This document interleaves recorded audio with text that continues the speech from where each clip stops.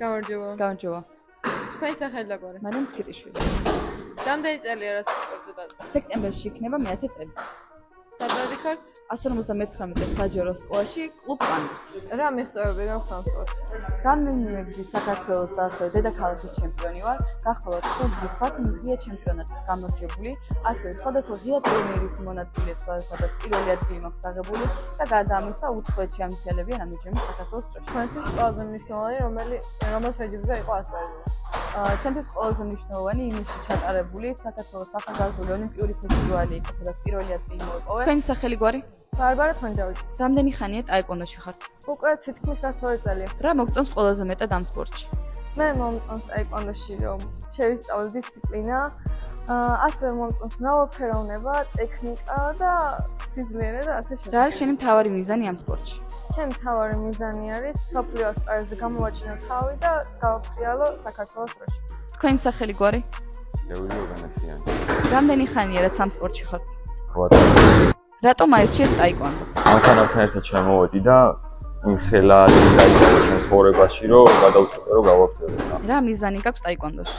პირველ რიგში საერთაშორისო ტურნირის მოგება და მე ოლიმპიადაზეც ვფიქრობ. თქვენი სახელი და გვარი? ბარბარე კოჭლამაბაშვილი. რამდენი წელია დადიხართ ტაეკვონდოში? მე 4 წელი გახდება მალე. ყველაზე რთული მომენტი სპორტული კარიერის მანძილზე რომელი ყოფილა? ალბათ მარცხი, მაგრამ მაინც ვაგრძელ ბრძოლას ბოლომდე. რას ურჩევდი გოგებს, რომელსაც ტაეკვონდოს დაწყება უნდათ? რომ თავის მიზნისკენ ბოლომდე წავიდნენ და რაც არ უნდა ბევრი მითი გაიგონონ, რომ ეს სპორტი არ არის გოგოებისთვის, მაინც გაგრძელონ წინსვლა. თქვენი სახელი და გვარი? საბანაცვლიშვილი. რამდენი წელია რაც ტაეკვონდოს დადიხართ? 9 წელი. რომელი შეჯიბრით მიიღეთ ყველაზე დიდი გამოცდილება?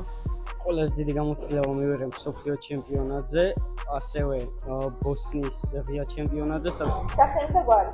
გიორგი ნინაშვილი. რამდენი ხანია ტაეკვონდოში დაკავებული? 8 წელი.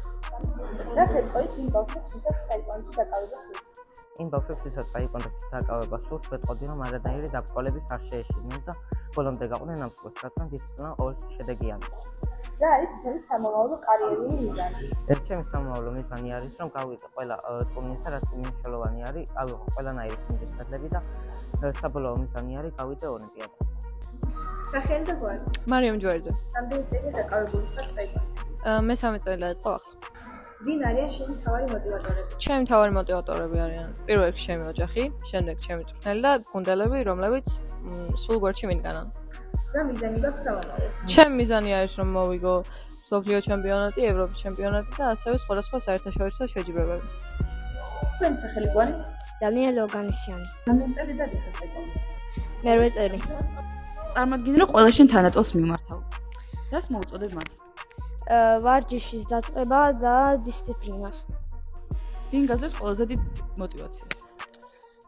მწვრთნელი, მშობლები და მეგობრები. რა გქვია? ნიკოლოზ ჭანია. რამდენი წელია ტაეკვონდოს მოდი? 8 წელია. რას გრძნობ შეჯიბრზე გასვლის წინ? შეჯიბრზე გასვლის წინ ცოტა ნერვიულობ, მაგრამ გავდივარ და ვშობ. ბოლო რომელ ასპარეზზე გამოხვედი და რა გელის წინ? ბოლოს გამოვადი ბოსნიის შეჯიბრზე და წინ მომზადები ბათუმის შეჯიბრისთვის. რა გქვია? ნიკოლოზ ჩორგოლასი. რამდენი ხანია ტაეკვონდოს რას დადიხარ? ჯერ წელი არ გასულა. დაბეჭდილება დაგრჩა პირველი შეჯიბრიდან. პირველ შეჯიბრიდან ცოტათი ნერვიულობდი. გადაწყვეტე ტაეკვონდოზე შემოსვლა. იმიტომ რომ სწრაფად დავდივარ და რა გქვია? ჩავჭები. რამდენი ხანია ტაეკვონდოს რას დადიხარ? 5 წელი. ხორცს ქონია ცხოვრებაში ისეთი მომენტი, როდესაც ვარჯიშზე წასვლა არ მონდომებია. შენ როდესაც გაქვს ესეთი მომენტი, რა საკეთებ, რა გაძლევს მოტივაციას? ის რომ მწვრთნელი გავახარო. ემოციას გრძნობ, როდესაც ტატამზე შედიხარ. ნერვიულობ რომ არ წავალა. რა არის თქვენი ყველაზე დიდი ოცნება როგორც მწვრთნელის? ჩემი ოცნება არის რომ ჩემი სპორტსმენები იყვნენ იდეალური ადამიანები პირველ რიგში, როგორც შეეფერება ქართველს და მეორე რიგში ჩემი ოცნება არის რომ ჩემი სპორტსმენები ერთი მაინც მოხდეს ოლიმპიურ თამაშებში. რა გზნობას განიცდით, როდესაც თქვენი მოსწავლე წარმატებას აღწევს? ამ გზნობის გადმოცემას უფრო შეუძლებელია, როდესაც ბავშვი ისტორიას წერს ოქროს ასოებით და ჩვენი ქვეყნის დროშა კვარცხლბეკზე პირველი ნომრად არის.